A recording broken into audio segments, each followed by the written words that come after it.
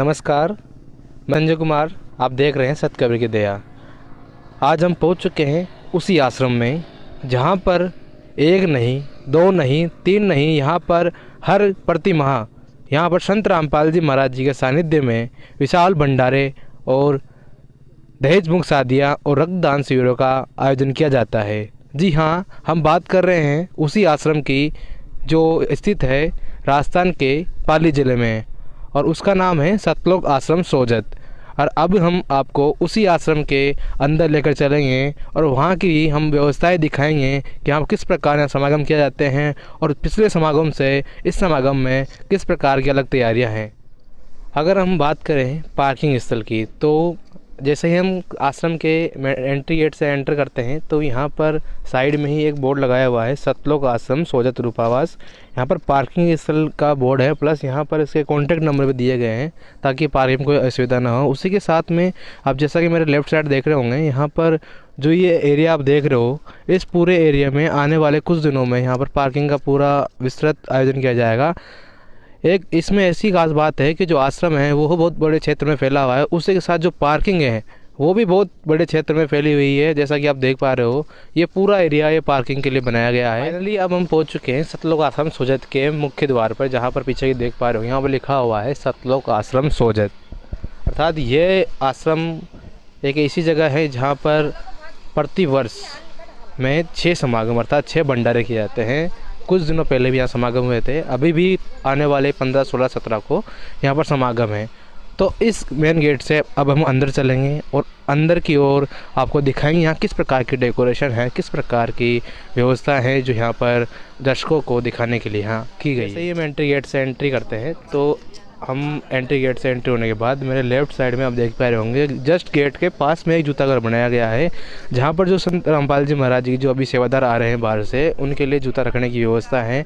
और यहाँ पर जूता रखने का स्टॉक इतना बड़ा है कि यहाँ पर चाहे 2000, 3000 कितने भी लोग आ जाएँ, सभी के लिए जूता रखने की व्यवस्था है। और यहीं पर हम जूता के जो सेवा देख रहे हैं, जो सेवा कर रहे हैं जूता की, उससे हम जानकारी लेंगे और दिखाएँगे यहाँ की बाकी व्यवस्था है।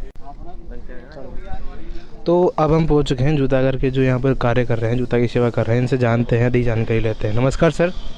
साई भगत जी। क्या नाम है आपका? भगत जी जीवराज दास। सर यहाँ पर जूताघर रखा लगाया गया है, क्या क्या मतलब इस जूताघर का?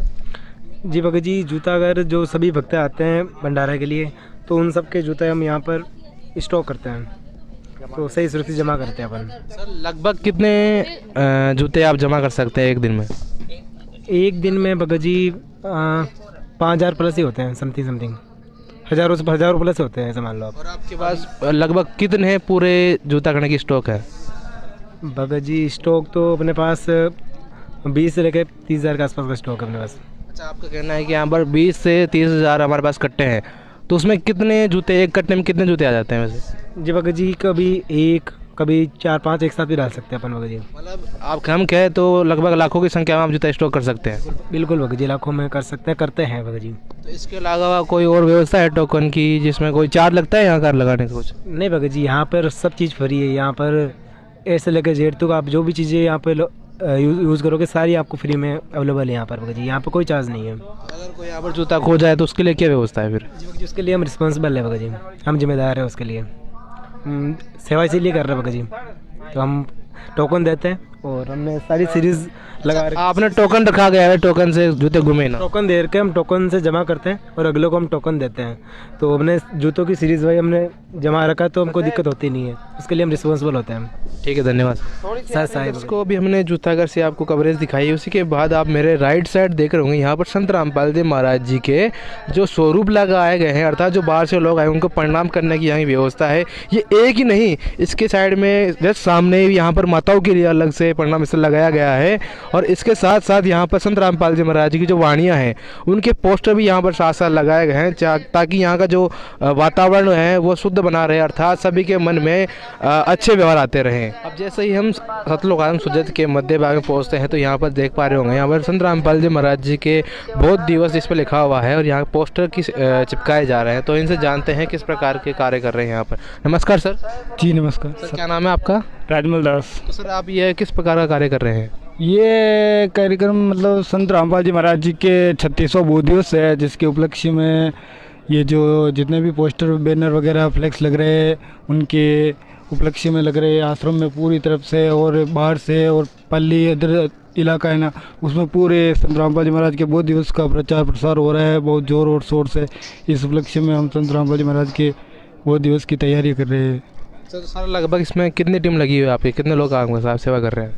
इसमें सर टीम तो 12 या 15 है हम मेंबर जो संत रामपाल जी महाराज जी के बैनर और फ्लैक्स सेवा में अच्छी सेवा दे रहे हैं। उनके मध्य भाग में पहुंचने के बाद हमने देख पा रहे होंगे यहाँ पर एक डोम तो तैयार हो चुका है जिसके अंदर कुछ अलग कार्य किया जा रहा है। उसी के जस्ट सामने आप देख पा रहे होंगे दूसरा डोम जो अभी तैयार होने जा रहा है। ये डोम मतलब इतना विशाल टेंट किस लिए लगाया जाता है कि इसको देखने पर ऐसा लगता है यहाँ पर बहुत बड़े लेवल पे कुछ कार्यक्रम होने जा रहा होगा कि यहाँ पर बहुत सारे लोग आने होंगे, इसलिए ही इतनी बड़ी बड़ी व्यवस्था की जाती है। इसी के साथ यहाँ पर जो मेन गेट है जो सजाया गया है कि यहाँ पर गेट एंट्री गेट सजाया गया है। अब पीछे भी जस्ट सामने इसके 2 एंट्री गेट सजाए गए हैं। उसके बाद अंदर की हम और लेके चलते हैं और अंदर की ओर दिखाते हैं कि और यहाँ किस प्रकार की व्यवस्था हो चुके हैं इस डोम के अंदर। इस डोम में संत रामपाल जी महाराज जी के जो समागम किया जाएगा उसी के उपलक्ष्य में यहाँ पर जो लड्डू तैयार हो रहे हैं और यहाँ पर जो लोग यहाँ सेवा दे रहे हैं जो काम कर रहे हैं उनकी अलग से लिस्ट बनाई गई है या टाइम टेबल बनाया गया है। यहाँ पर लिखा हुआ है समय सारणी हेल्पर सेवादार, अर्थात यहाँ पर 2 टीम बनाई गई है, टीम ए टीम बी।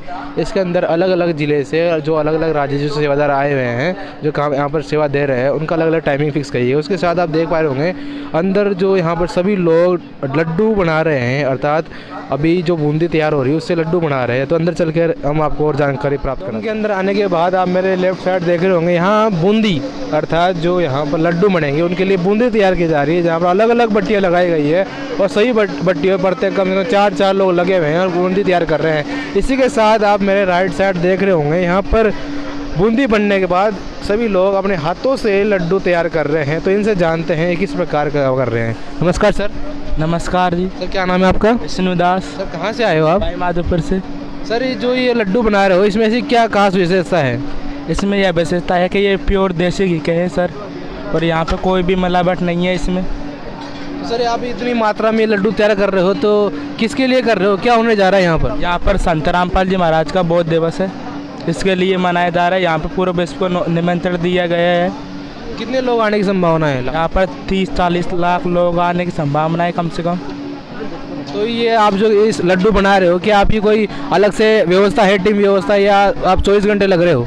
यहाँ पर हम 24 घंटे लग रहे हैं। टीम है यहाँ पर 4 अलग अलग टीम, श्रीगंगानगर, जयपुर जैसे भीलवाड़ा, सवाई माधोपुर की टीम। ठीक है, धन्यवाद। अभी आपने देखा कि एक डोम में लड्डू बनाए जा रहे हैं जो कि प्योर देसी घी से बन रहे हैं। उसी प्रकार यहाँ पर दूसरा डोम है, इसके अंदर जो लड्डू बन रहे हैं, जो भंडारा बनेगा, जो आने वाले दिन में जो समागम होगा उसके लिए यहाँ पर खाने की व्यवस्था रखी जाएगी। अर्थात जो लोग यहाँ पर आएंगे उनको भंडारा यहाँ खिलाया जाएगा। और उसी के लिए यहाँ पर देखो आप साइड में देख पा रहे होंगे यहाँ पर कुछ लोग ईंटे से चुनाई कर रहे हैं, अर्थात जब बाउंड्री तैयार कर रहे हैं ताकि बाहर से कोई यहाँ एंट्री ना हो। चारों तरफ से कवर कर रहे हैं और बीच में यहाँ पर भंडारे की व्यवस्था होगी। तो इतने विशाल रूप में यहाँ पर भंडारे की व्यवस्था की जा रही है, तो इससे अंदाज़ा लगा सकते हैं कि यहाँ बहुत सारे लोगों के आने की संभावना है। हो चुके हैं आश्रम के एक मुख्य जगह पर, जहाँ पर आप अंदर की ओर देख पा रहे होंगे ये पांडाल है। पांडाल के बाहर जस्ट यहाँ पर एक एंट्री गेट तैयार किया जा रहा है। इस पांडाल के जस्ट सामने एक एंट्री गेट तैयार किया जा रहा है जिसको अच्छी तरह डेकोरेट किया जा रहा है। जैसा कि आप देख पा रहे होंगे अलग अलग तरह के यहाँ रंगीन फूल लगाए जा रहे हैं, अलग अलग यहाँ लाइटें लगाई जाएगी। और उसी के साथ हम अंदर की ओर और लेके चलेंगे ताकि यार दिखाएंगे कि अंदर और क्या व्यवस्था है। जैसा कि आप देख पा रहे होंगे मेरे पीछे हम पहुँच चुके हैं सतलोक सुजत की एक मुख्य जगह पर, जहाँ पर आने के लिए लोग इच्छुक रहते हैं। आप देख पा रहे होंगे यहाँ पर लिखा हुआ है प्रणाम स्थल, अर्थात यहाँ पर जो संत रामपाल जी महाराज जी के अनुयायी यहाँ आकर प्रणाम करते हैं और अपने जो सतगुरुदेव जी को नमन करते हैं। और इसके साथ यहाँ संत रामपाल जी महाराज जी कुछ अनुयायी हमसे जुड़ चुके हैं, इनसे अधिक जानकारी लेते हैं। नमस्कार सर। नमस्कार साहब। सर क्या नाम है आपका? मेरा नाम मोनू दास है। सर जो यहाँ पर जो इतनी तैयारियाँ चल रही है, सभी सेवादार कार्य कर रहे हैं, सेवा कर रहे हैं, तो इनको क्या उद्देश्य है, क्या होने जाना है यहाँ पर? भाई जी यहाँ पे संत रामपाल जी महाराज के सानिध्य में बहुत दिवस का समागम हो रहा है जो 3 दिन का है, 15, 16 और 17 का।